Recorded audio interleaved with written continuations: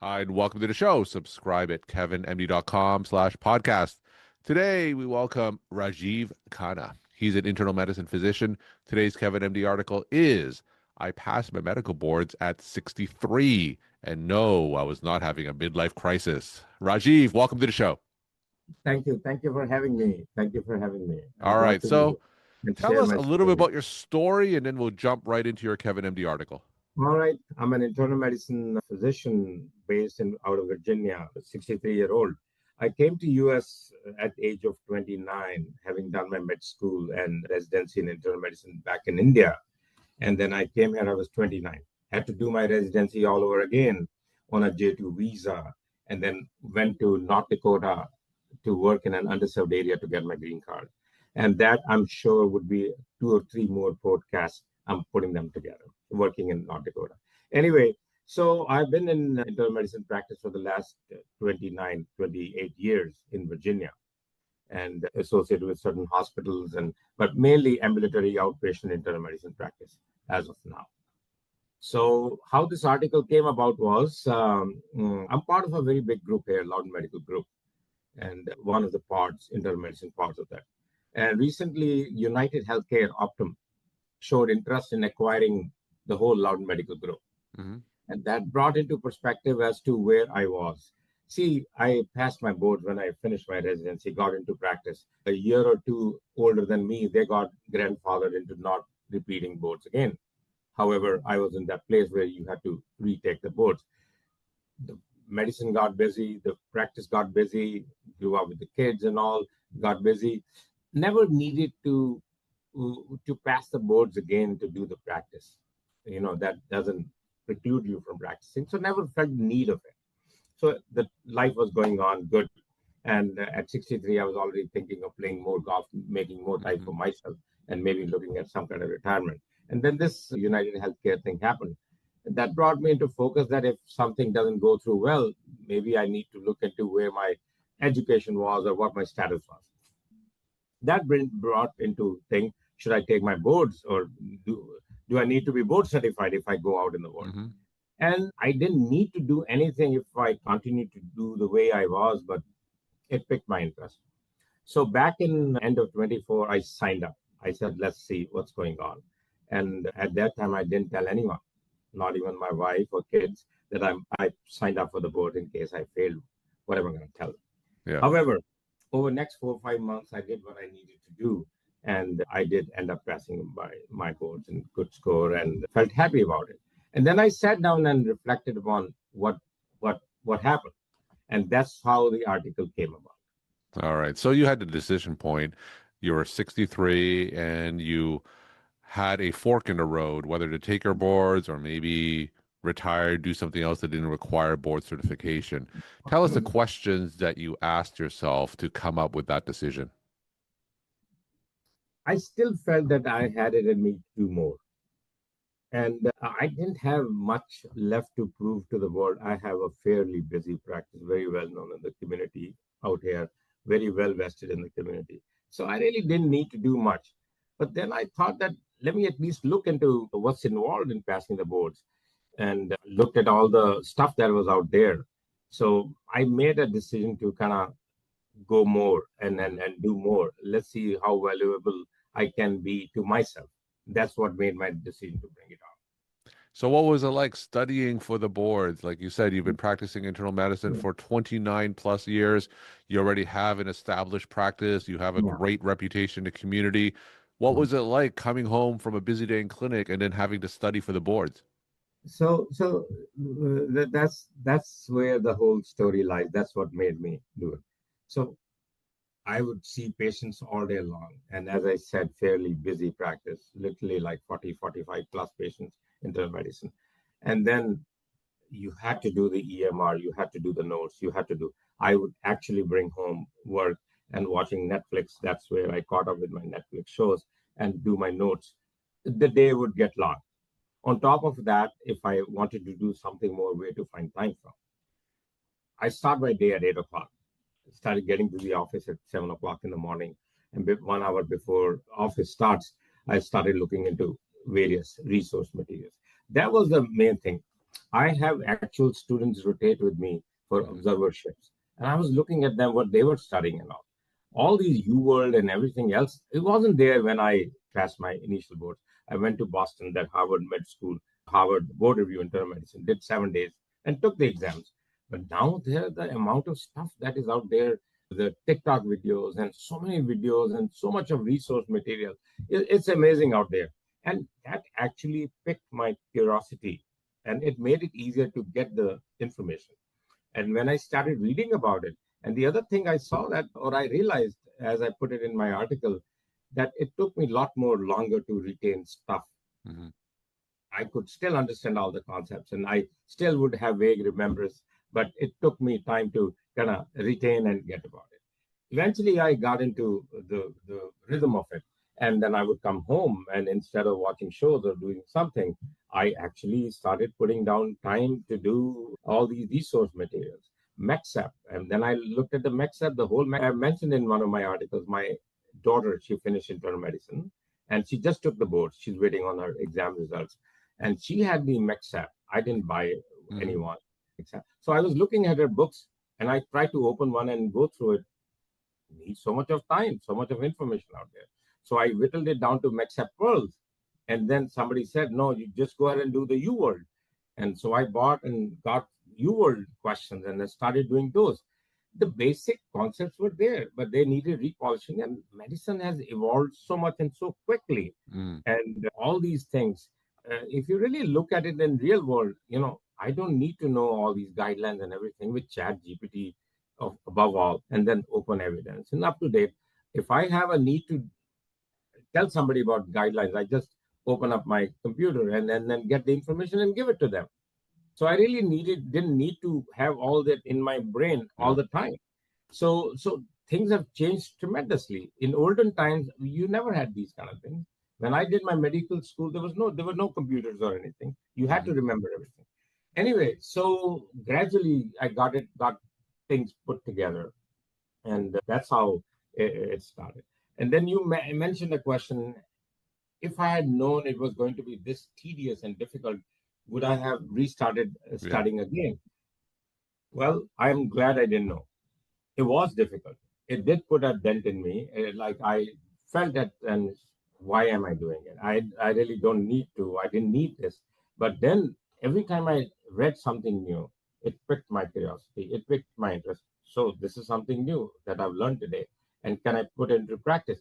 Actually, it's a fact that when I went back and saw my patients, now every joint pain or myalgia or fever brought me 10 more thoughts in my mind, and I would go back and read about it, and it made me feel better. Hmm.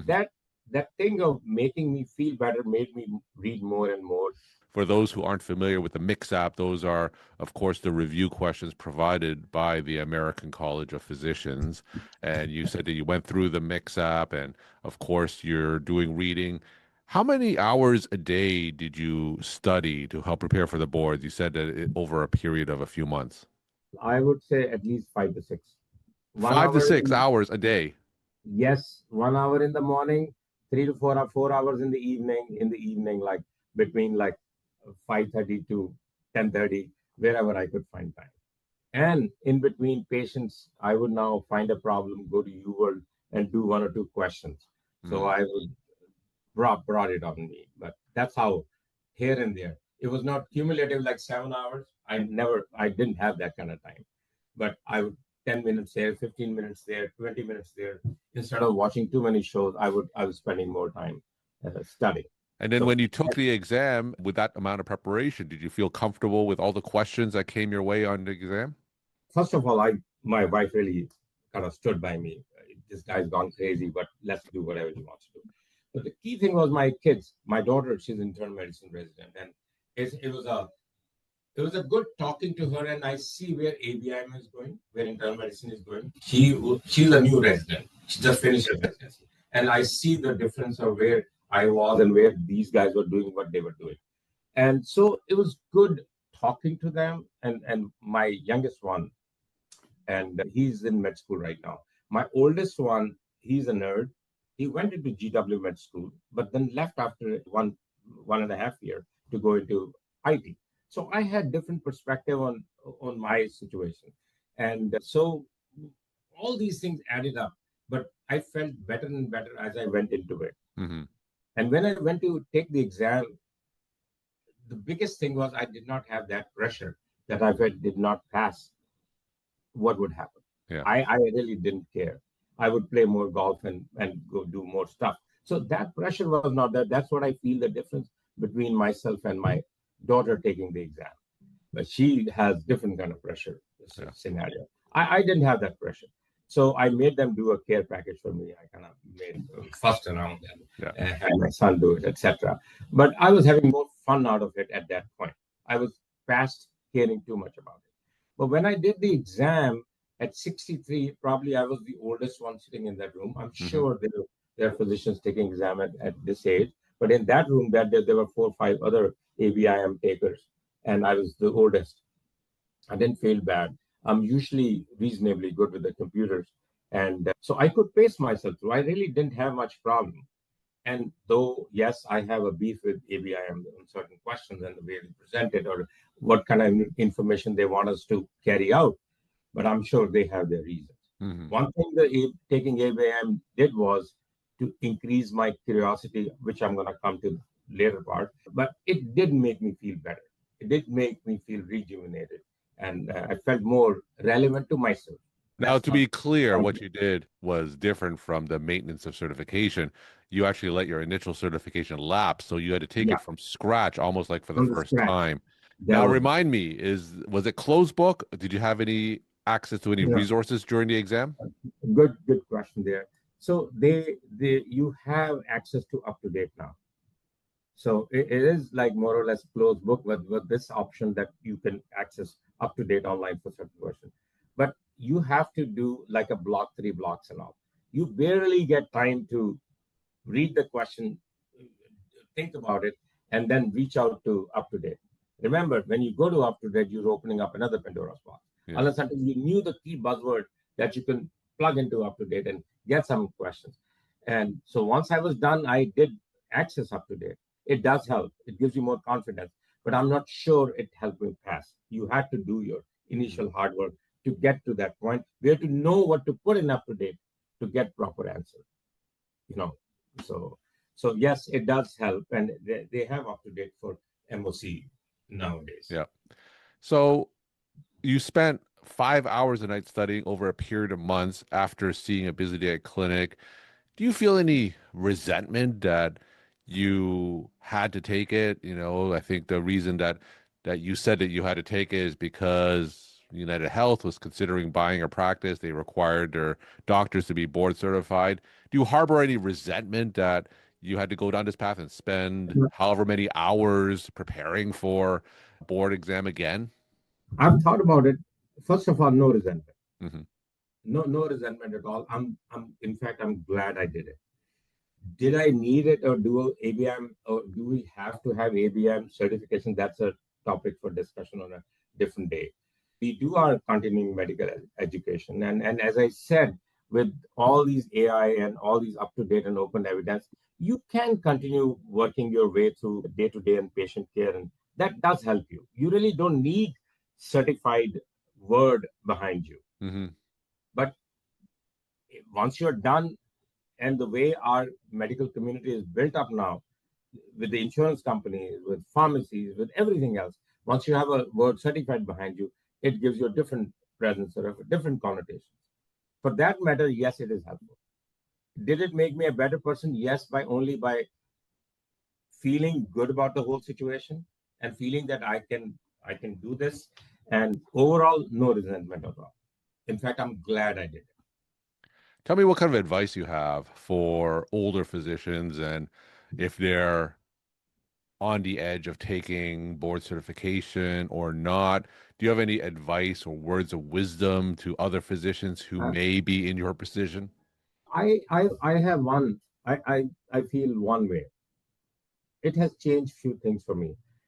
What I would suggest, or my advice would be, go for it, try it. What's the worst that could happen is that you're still at the same place where you are. Nobody's stopping you from doing what you're doing. However, what it changed in me was it put me on a path of intellectual rejuvenation. I was kind of in a rut. I didn't need to know much. I was doing very well, making the same amount of money. So, but it puts your mind in a rut, in a constant. There's no change, there's no evolution. For example, just to put into perspective, since I passed my board, I started reading about being old and longevity. That's the new buzzword these days. With AI, I'm hugely interested in AI and its effect on the healthcare, the way the therapeutics are changing, where the diagnostic challenges are changing. So, in fact, I'm looking into getting into some AI-related program that I can pass or read more about it. And I'm getting more and more into longevity at this age, at 63. But again, evidence-based longevity. How did it all come through? If I had not gone through my board and knew what more is out there, I probably wouldn't have embarked on this path. Now I'm actually setting up a longevity clinic as offshoot of my practice, trying to cut down on seeing too many patients, develop into a concierge practice with that. It's still evidence-based because at the heart of heart, I'm still a evidence-based allopathic physician. So that did change. It rejuvenated my mind. It makes you feel younger in the brain. And that's my advice would be that go for it. You might find some curiosity, some new element. It will probably rejuvenate your brain, if nothing else, if it doesn't even change it. We're talking to Rajeev Khanna. He's an internal medicine physician. Today's Kevin MD article is I passed my medical boards at 63. Rajeev, let's end with some take-home messages they want to leave with the Kevin MD audience. Well, as I've written in my thing, dreams don't die. They sag a little with age. Go for it. You might find a surprise at the end. Then go for it. It'll probably rejuvenate your brain, if nothing else. That would be my message. And thank you for having me. It was a pleasure talking to you. I'm glad I did this. Rajeev, congratulations on passing the boards. Thanks again for sharing your story. And I'll share more stories.